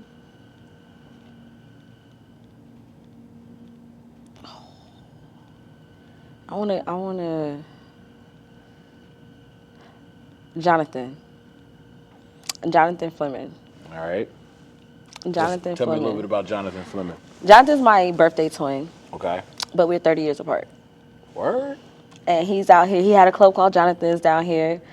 I remember him coming to sit at my bar, and I was like, I'm gonna be on the radio. I'm doing online podcasting. He's like, I'm gonna bring my artist through. He brought his artist through. That was like 2017. By 2020, I had got my first radio placement at Power 95.5, and it kind of ended, and I didn't want to stop using my voice. I felt like I was gonna not be. I don't know what I thought, but I was like, I can't stop. So I got into hosting, and his club was the first club that I started hosting at. But he has a book out called 24/7. He was wrongfully convicted for 24 years and 7 months out of the state of New York. And so he has a very, very interesting and intriguing story. You got to set that up. He's one of the hearts in the city of Raleigh. You got to set that up. Yeah, that sound like he might make me cry. Yo, that's my guy. He done. I don't know his full, like, that's one part of his story. I don't know his full story. You could ask him so many different things, but he's still out here moving and shaking. He just had a party last night. He's gonna have a party next weekend. He no longer has his actual club, but he still is like his people, his following, like people that really Introduce us know him. on Instagram. Absolutely, I will. Do the group chat. That's my twin. That's my twin. Like, he holds it down. He just so real. Yeah, and I love for you to be present too. Absolutely. Like, you can, you know what I'm saying? You can sit right there or out here, you know, like, yeah, you know what I mean? Just absolutely. To be able to be, you know, it's so many more. Support. So he asked me for one. It's so many more. Yeah, but we're gonna dive into it though. Yeah, that right there. That's a good one. So my last question. My last personal question for you. Okay. Oh, you ain't drink hardly none of your drink. She ain't drink hardly none of her stuff. I'm gonna take my last little shot. First of all, I started at 12 o'clock today, and I gotta keep going. Did you wanna redeem yourself from Sade? Do you remember? 3 seconds is crazy. Well, how many seconds you want for us? I do not know none of the names. I know the song. I give you 5 seconds. Sade, I can't do. I know. We're gonna move past Sade. Okay. I give you 5 seconds. I'm gonna get tripped up again, but okay, 5 seconds is cool. Go ahead. 5 seconds to name a 112 song. Peaches and Cream. All right, good. 5 seconds to name a Drew Hill song. Bedroom. The bedroom. What's the bedroom song? 5. What's the bedroom song? You know the bedroom song. Just meeting in my bedroom. It's called In My Bed. In My Bed. Whatever. Go and get my shot. Whatever. I got the bedroom. Okay. Meeting in My Bedroom with Silk. In My Bed is Drew Hill. Well, first of all, I just went to the R&B Rewind, and I was so. How was that? It was amazing. I was backstage. Who was all there? I met Q from 112. I met Silk. I did not meet Drew Hill because they was divas. They didn't want to meet us. Well, but they was cool. We seen them in the hallway. They did speak. It was amazing. Their show was crazy, and it was the final act. So, but Silk, hands down. I love Silk. That's one of my favorite. Meeting them and talking to them. You know that, fun fact, they're one of the, and I want to say the only, but I don't want to offend nobody, but I believe they're the only male R&B group that has never broken up. That's very true. And still tours to this day. That's very true. So I absolutely was honored to meet them. Q. That Tonight album. They had on every flight. I don't know who should have been the final act, because between Drew Hill and Silk, I was like, how was Cisco? Cisco. First of all, Cisco is my height. All right, the way that man was jumping, he was Nate Robinson on that stage. Okay, his hops, his energy is still insane. Tell me, all that. It was crazy. The energy, the storm. It was crazy, and they just had so many different dynamics because they was together then they wasn't. So they did all of the music, and like someone would step back while certain songs was done, and then they'll come back forward. This concert? This was it's December. This might have been September, October. I want to say it was like September. They're about to do another R&B another R&B rewind with Kiki Wyatt, Donnell Jones, and it's one other. It's one other. I need somebody to go find RL. Yeah. He chilling. Got some butter love going on. I need somebody. RL. I need him and what's my girl name? Deborah Cox. That's the song, man. We Can't Be Friends. What you know about that, man? Oh my God, I was crying. I was like 6. Yeah, that was a deep. You was 6 years old when that song came out. How old are you, if you don't mind me asking? On camera is crazy. I've been 27 for the next 5 years. What are you talking about?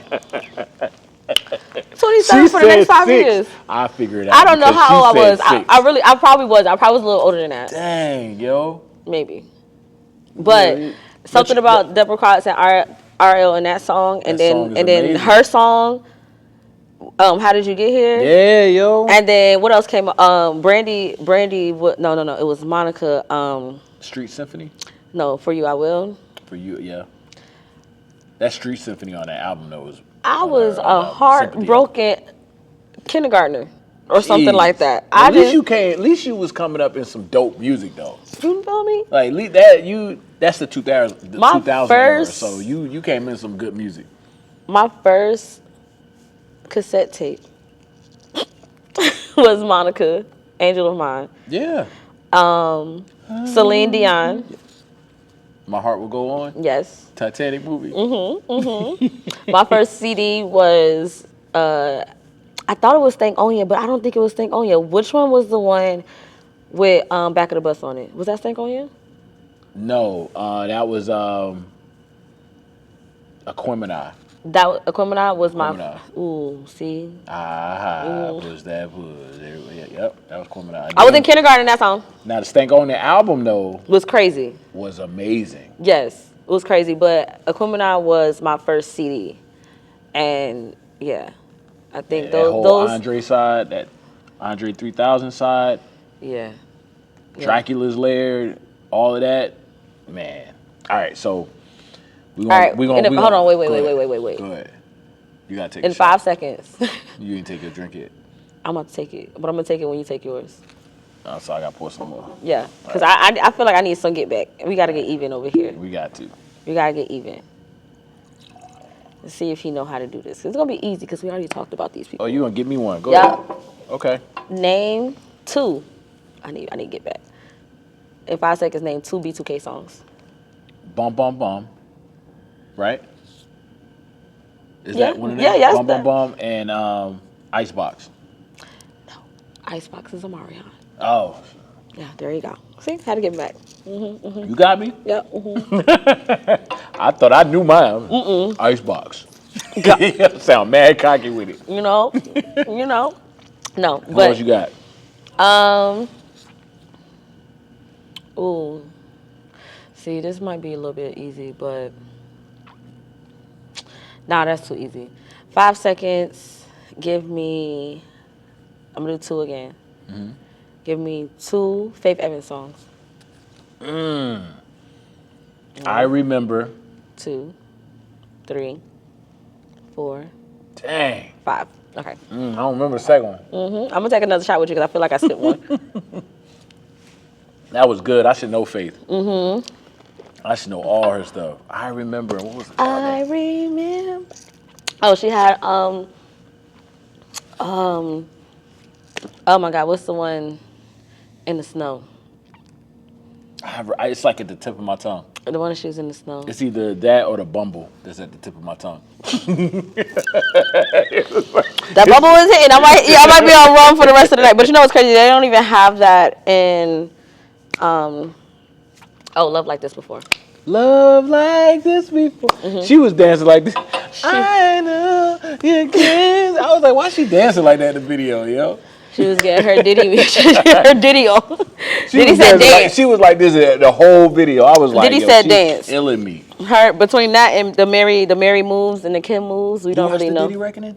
I have not. I'm very stubborn when it comes to what everybody else is watching at the time. I'm the same way. And I don't really care anymore. But I was a take that fan. So when I was too. I wow. already done got disappointed. I don't really feel like I need to do it anymore. That's very like, why do I need to internalize all this trauma that he put onto other people and give it? I ain't got time for that. So what if you get what if when Diddy gets out, he like, yo, I want to do an interview with Shani Sweets? I'll do it. Then I go watch it. you go to tune up for it. Then I go watch it. I might binge it. You know what I'm saying? A couple times, but yeah, no. I take heartbreak very serious, and it was a lot of music behind it. Yeah, yo, he really disappointed me, yo. I grew up, and I'm not even saying everything is true or whatever, but it's just the fact that it's even a conversation. We're gonna say allegedly. Allegedly, but very much. Regardless of allegedly or whatever, hearing the information. Exactly. Like, why is this even a conversation? I'm so disappointed. I hate being disappointed. I was a fan of. Now, granted, a lot of his artists like 112, Black Rob, Craig Mack, Faith Evans, all of them, like Biggie. I was a fan of Mace. I was a fan of all of them. Like, big fan of Mace. But I banged his music. But what is his music? His music is everybody else's music. Exactly. He made it hot. His music is literally everybody, even up until the Love album. Yes. Like even the Danity Kane's album. Danity Kane, show stopping. Loving you show no stopping. I keep loving you no more. And I forgave him once with Farnsworth. Okay. What happened with Farnsworth? He was. Where is he? Where you at, Farnsworth?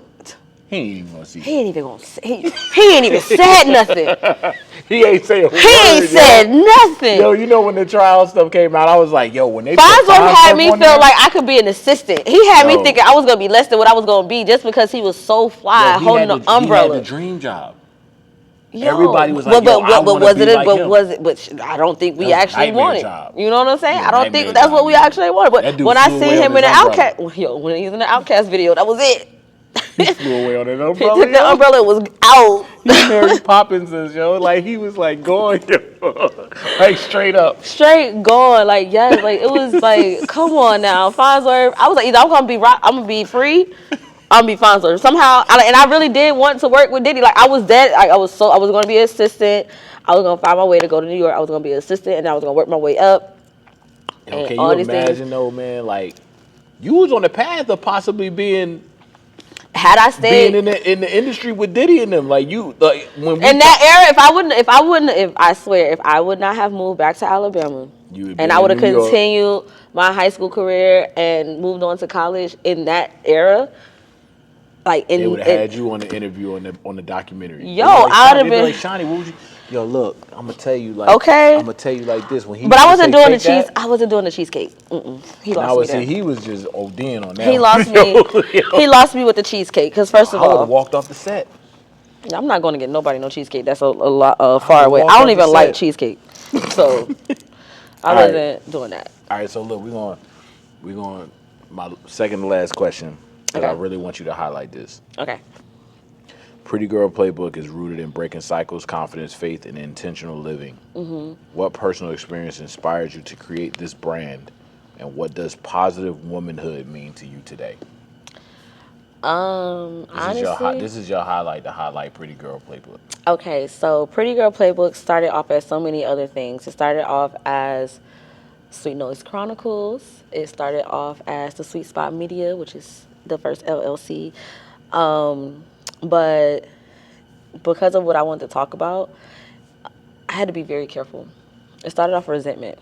I was very angry at what didn't happen or what I wasn't set up for because of my upbringing or what I didn't know I was going to have to face. And that's just growing pains, honestly. Like, it's not that it was, everybody has a story. I've learned everybody has a life that they have to figure out how to be a parent, how to be a supportive person, how to be an individual and take on your own things and not put those things on other people, because after a while you're grown, so when I first started podcasting, it's files that nobody would ever hear, because I was like ranting, and just hurt, and part of the story with the friendship breakup from when I moved up here, and just different things. And so I just learned that I wanted to be different. I didn't want to be angry.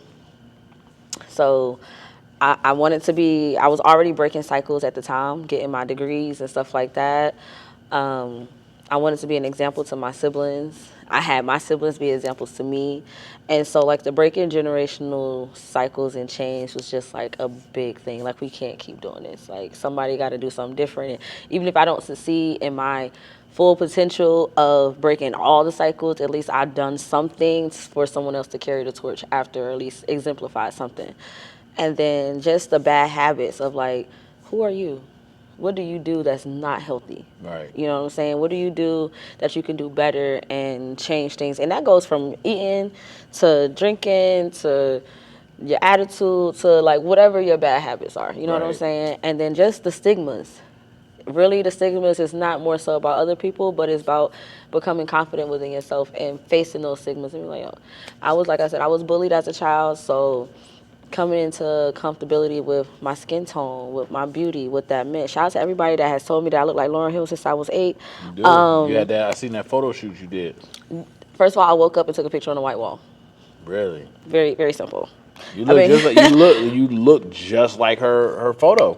I've been getting that since I was 8 years old, but that was something that helped me define what my beauty was. Yeah. So I had to embrace that after being bullied and all these things like that, and just understanding, like, whatever the stigmas are, and then also understanding that some stigmas come from people in your family that place those on you because they think that's what somebody said. You ever say, like, oh yeah, they said that you was going to be, I remember people saying, like, oh yeah, they said you were going to be the one to have the first kid out of the cousins and this and that, and just stuff like that. And I was like, why would y'all even say that? I don't even move like that.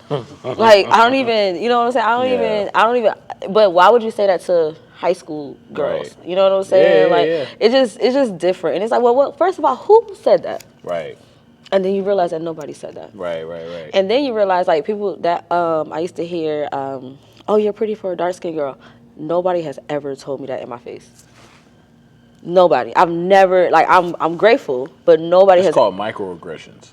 Nobody has That's ever. what that's called. But nobody's ever said it. Right. But society has said it, and then you internalize that, and then you move as if somebody actually have told you that, and nobody's actually told you that. Right. But you just have taken on this stigma because everybody's saying it maybe about other people or whatever. So it's just like with all those type of things, I'm like, all right, in order for me to, like, be the best woman and continue to grow and evolve and learn, I need to understand how I can navigate these 3 type of narratives and evolve and overcome. Right. So that kind of, the Pretty Girl Playbook is like, I'm not an OG auntie, but even though I do have 9 nieces and nephews, which is crazy, I'm still not an OG auntie, but Yeah. I didn't have... Especially with you having being 6 years old, listening to some of that music, so you know what I'm definitely saying? not an old school auntie. But I still didn't have that, like, I feel like there's a gap between me and, like, the OG, the Tia Kims. Love her. But that space, that what they had to go through, those women in that age range, those women who had to overcome so many things in the 80s and the 90s and stuff like that, as adults, as teenagers and stuff like that, there's things that they did not drop. Right. Jewels that they did not drop. Right. Language that as a society, period, color, anything that we did not use. Trauma, therapy, toxicity, all these things we did not use. Never heard of that stuff years ago. Never heard of it. So meditation, and we have yoga. a lot of years in our gaps. And I didn't hear it like that when I was growing up. And you didn't hear it when you was growing up. Exactly, but it came while I was still in my, which I still am in my youth. You know what I'm saying? So it's like, okay, now this is a new generation of being able to heal. We never heard about healing. Right. You know what I'm saying? So that in itself has made me be like, okay, I feel responsible to be that space, that generation, to push the healing of us and kind of bridge that gap between those who are the younger generations and the ones who are it's like 5 generations on the earth right now. Yeah. You know what I'm saying? Like, we got grandmas we got people living till they 100 years old, and then crazy. I just shout out to my baby Saraya. She was just born like 2 weeks ago. So, like, come on now. Yeah. You know what I'm saying? Like, this is a wide span of just age ranges of women and different stories and overcoming and not sweeping stuff under a rug and this and that. And so I feel like that was kind of like, okay, this is my space. This is the space that I need to be in, and how I'm going to do that healthily, not in resentment, and use my platform, use my voice. You got the platform. And then meet y'all where y'all at and be outside. What's up? There you go. Where you want Pretty Girl Playbook to be at by the end of next year? Ooh, by the end of next year, I want to fully have a consistent show. Okay. Yeah, I want to fully have a consistent show outside of just radio. I want to be on every platform, interviewing every guest. I want to be able to be on I want my YouTube to go crazy. I want people to be like, I'm about to go sit down with Pretty Girl Playbook and make people comfortable. I want to do different things. I want to cook with people. I want to experience different adventures. Like, I really want, it's the Playbook. I seen Joy Taylor, if you're familiar with Joy Taylor, she's a sports analyst. I heard her name. Actually, I heard her name 2 days ago. Yeah, so she's Jason Taylor's sister. Okay. Jason Taylor used to play for the Miami Dolphins. He's a Hall of Famer. He's the brother. She now has her own podcast. And it's I think it's like Joy Talks or something like that. But she broke into the podcast industry just a few months ago, and her podcast is going crazy. Yeah, because she was doing so well on TV. I could see that for you. Thank you. I could see. Thank you. I could see you still doing your thing in radio, but breaking off of that and using the Pretty Girl platform and just killing it with that. You know what I'm saying? Be looking forward for my journal coming out, you guys. You gonna sell your journal? I already have created a journal. Yeah, watch my other episode, yo. And you should connect with her too. Brittany Janelle, shout out to Brittany Janelle. She was on episode, I'm looking at it right now. She was on episode, what is this? Sheesh. Episode 19. She has the Soft Life Reset Natural Singer. She made a journal. Oh, that's my girl Alicia. Yeah. I did Alicia Marie. Alicia Marie. Shout out to my girl. I love her. Yeah, I man. absolutely love her. Shout out to Alicia. We did a movie together, actually. Word? Yes. Oh yeah, I be acting. She was in the movie recently. So I think, you know what? I think because we just kind of are creatives and we just get the phone call. Yes, I've been in 3, I think. And the one that we did with a casting director. I would love to. I just interviewed Santia. I mentioned her earlier. Yeah, Santia Bailey. She's a casting director. It's called Love and Lyrics. With me and Alicia Marie, my girl Shanice from Durham. She's a singer as well. And send me the link, yo. I absolutely will. We got together. We got some phone calls. They hit us up. Was like, yo, individually or whatever the case is. And we just end up being we was playing friends and all that on by the script, but it was so much fun. It was yo, I really understand when big movies are being made and people have to be around each other for months and how they create a friendship and create a bond. Family. that was, and we haven't worked together since, but I know she is doing so many great things when it comes to She music. blowing up, man. Her music She is got blowing some, up. yeah. She's doing so many great things. I can't wait to connect with her again. And that's one thing that I do hate the fact that the out of sight, out of mind thing. Sometimes it's not that, but sometimes it's more so everybody's schedules are the same. Like It's hard to connect. it's hard to connect, Yeah. and then you just miss stuff, and then sometimes the algorithm don't be algorithming, so you see stuff You don't like see 3 days yeah, later. So you just kind of miss So stuff. look, so with that, I told this to somebody like my first 5 episodes. Go to the Instagram and turn your notifications on. You know, well, my notification. Well, no. I'm talking Like about all of them, or for the I'm personal talking about person? for the person. Yes, I actually just did that because shout out to Wally D. I seen Wally D, which was also in that movie, and I'm like, yo, like he does film and all these other things. I'm like, yo, hit me up, like what happened? Yeah. And he's like, yo, I'm not gonna lie, I thought about you like 2 months ago, and I was like, I don't ever see your stuff, and I'm like, I never see your stuff, so we Yo, go you wanna following be- each other and go to- everything, you and I was like, gonna- you know what, I'm gonna hit this bell notification because Yep. that's crazy that I don't ever see The something, algorithms, and like you sometimes said. I think it's like a stigma where we don't want to be.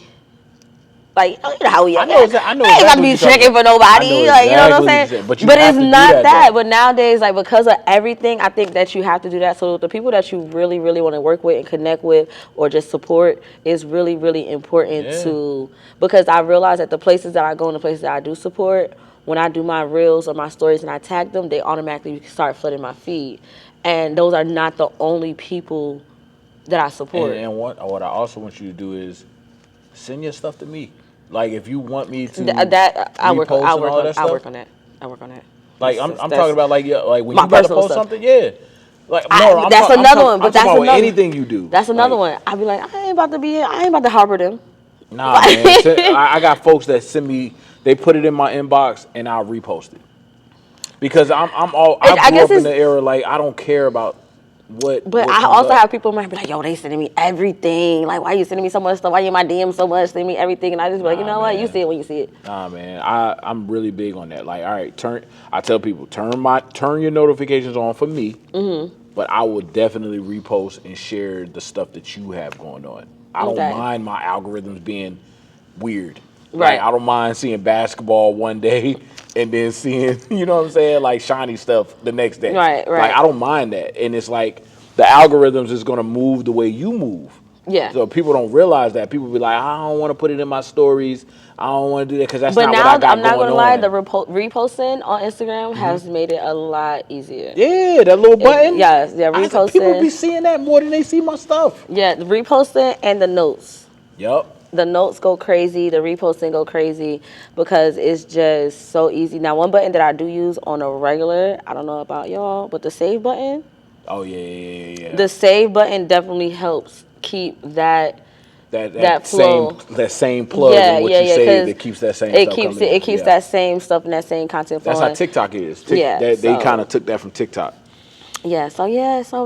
I can't believe I seen her. I love that. I love my girls out here hustling, out here working, even if we can't see each other all the time. It's so many girls that's doing their thing out here, and I'm 9 times out of 10, you guys, I'm split. I'm with the girls and I'm with the guys, but in this specific space, it's more male dominant. So you always gonna be like with the bros. Yeah. You know what I'm saying? And I have 5 brothers. So she ain't in the streets, y'all. Yeah, so relax. She ain't Shani in the streets. These the homies. Trust me. My one is my one, and then if he's not my one, he might just tag along, and then that's it. I gotta get to the break. I go to work in the morning, but it's just amazing being in this industry. I thank you so much for allowing me to tell a little bit of my story. I got a last question for you. Okay. It's the in true form question. In true form is all about authenticity, resilience, and stepping into your purpose. What does in true form mean to Shani Sweets on your daily life? Shake some ass and touch some grass. Shake some ass and touch some grass, but honestly, in true form, being able to be vulnerable Vulnerability is, I always say, my super cape, which is why I share my journaling. And 2026, also to go back to that, will definitely be more into me being in that space on a consistent basis. I feel like I've used the space of hosting and radio and entertainment to cultivate